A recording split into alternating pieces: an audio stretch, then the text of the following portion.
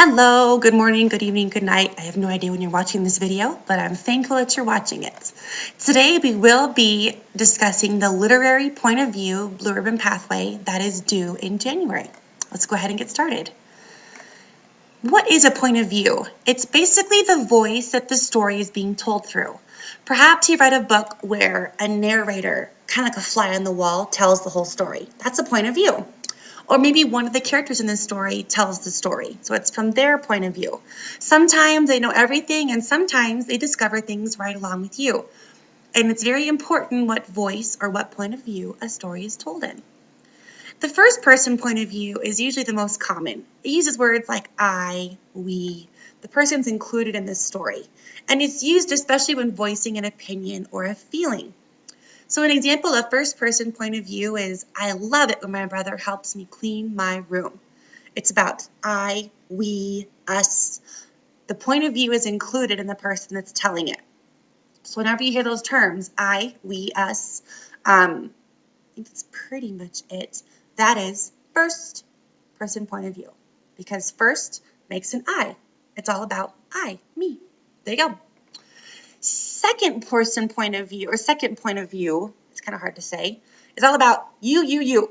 So, remember like this, second point of view, makes kind of like a Y, you, it's all about you. First person is an I, me. Second person is you. It's used really when giving direction at any time when one character is talking to another. And it's rarely used to tell the entire story because it's kind of weird to be like, you did this and you did that. It makes the story really disconnected, and authors usually don't like to do that. So an example of this would be, you should try eating at that restaurant. You would really like it. It's kind of giving directions. It's one character talking to another, things like that. So first person is I, me, I, we, me. I have to sneeze. Excuse me.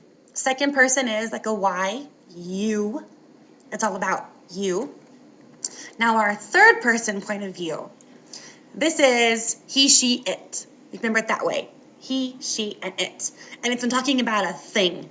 It's the most common voice narrator. It's like that little fly on the wall who just sees everything. He took her dog for a walk is a great example. It's someone just kind of observing what's going on. Now, third person does kind of have two little subparts to it. One third person is limited. That means they only know the story through kind of one character's point of view, and they only know parts of the story. They don't know how this character feels and that character feels and what's going on in Maine while this character is in California. It's really limited. But then there's something called omniscient. And omniscient kind of means they know everything, everywhere, at all times. So they're able to tell what I'm thinking and you're thinking.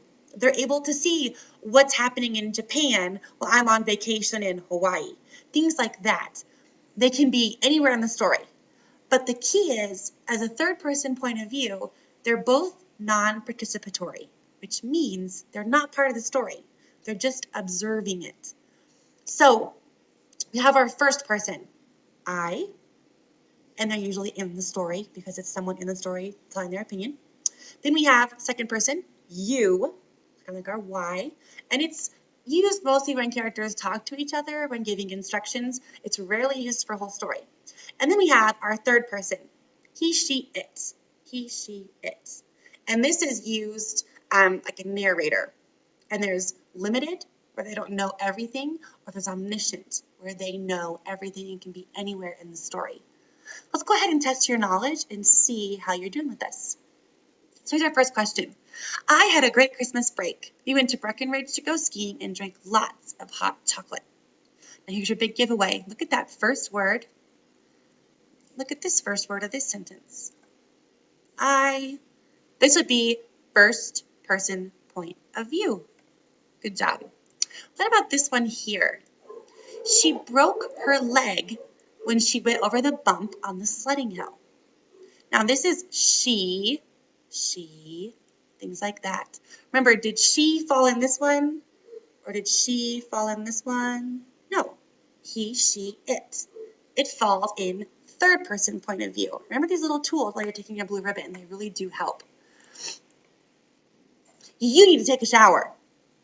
Oof, someone must be really stinky. Probably get them working out or something. So you need to take a shower.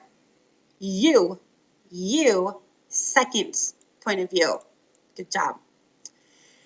He felt awful about opening her Christmas present by mistake. He snuck back to his room to wrap her pretty new shoes.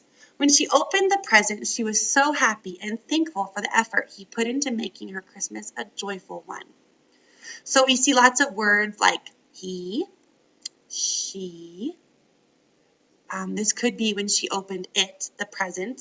And it's all three of our, my finger looked weird in the camera, that was weird. All three of our words for third person point of view, he, she, and it. Now, can you guess if this is limited or omniscient? Remember, limited can only tell about like kind of one person's feelings, whereas omniscient can tell about everyone's feelings. So be sure to read through this. He felt awful. So here's his feelings about opening her Christmas present by mistake. He snuck back to his room to rewrap her pretty new shoes. When she opened the present, she was so happy and thankful for the effort he put into making her Christmas a joyful one. So we have one character's emotions and another character's emotions. This must be third person point of view, omniscient. This narrator, this little fly on the wall, knows the feelings of both characters. So look for hints like that. If they're only talking about one character, it's limited. They're talking about lots of characters and lots of feelings and lots of things going on. It's omniscient. So great work today. Go ahead and head over to Study Island to complete this blue ribbon. If you're still having trouble, go to the printable worksheets or the game mode to practice these point of views and just have a little fun with them. And then also remember to come back to practice mode because this is the only score that counts. Once you score, you have to do 10 questions. So once you get 7 out of 10 right, write your English teacher and say, hey, Mrs. Rowland, I played a ton of games on Study Island. Can you delete all those scores because I passed practice mode, but because I played the games, it's making my score really low. So can you delete those for me? And we will totally delete them and just leave your high scores for you. Also, think about the stories that you're reading now and start practicing identifying these points of view and what point of view they're told from. Every story has a different one, and sometimes they switch. I know I'm reading a book right now where about every 4 pages, it changes which character is telling it.